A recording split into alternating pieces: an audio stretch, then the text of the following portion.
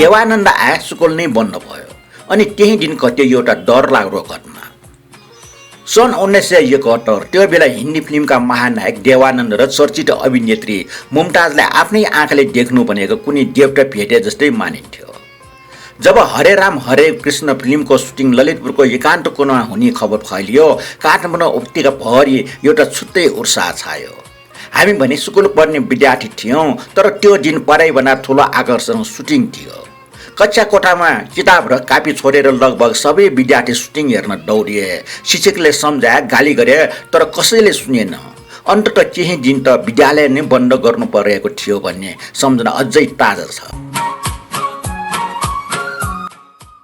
पहिलो दिन सुटिङ तिब्बती क्याम्पको गलिचा बुन्ने भवनभित्र भइरहेको थियो।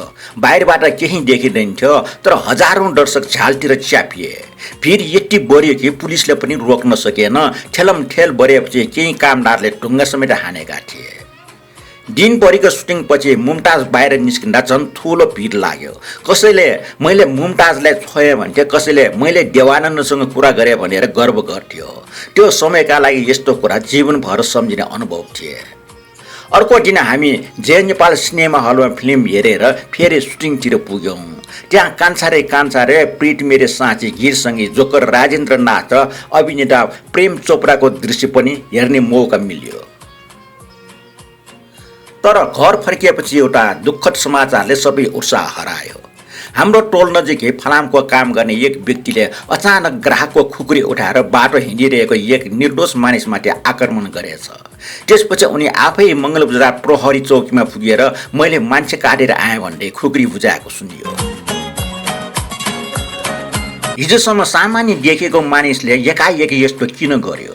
मानसिक सन्तुलन नभएर अथवा कुनै आकस्मिक मनोवैज्ञानिक अवस्था थियो वा त्यति बेला मानिसहरूले भने गरे चाहिँ हतियार भ्युज्यो भन्ने अन्धविश्वास?